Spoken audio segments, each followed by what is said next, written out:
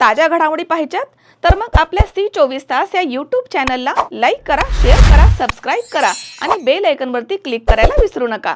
सिडको परिसरामधील पवननगर इथे उभी असलेली स्कॉर्पिओ वाहनावरती दगडफेक करून तोडफोड केल्याप्रकरणी अंबड पोलीस ठाण्यामध्ये तिघांसह त्यांच्या साथीदारांच्या विरोधामध्ये गुन्हा दाखल करण्यात आलाय।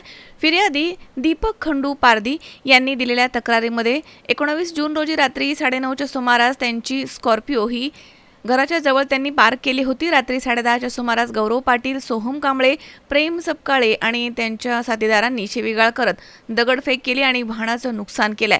तसेच शेजारी उभ्या असणाऱ्या अन्य 4 चाकी वाहनांची देखील तोडफोड केली। या प्रकरणी भारतीय न्याय संहिता आणि महाराष्ट्र पोलीस कायद्यानुसार गुन्हा दाखल करण्यात आलाय। पुढील तपास सुरू आहे।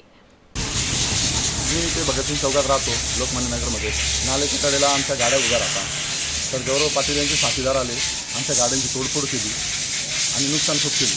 तर पोलिसांना म्हणजे आम्ही आता गुन्हा नोंदवला आहे पोलीस स्टेशनला। फक्त पोलिसांनी त्यांच्यावर कडक कारवाई करावी अशी मागणी करतो मी पोलिसांकडे। किरण आहेर, C24 तास, नाशिक।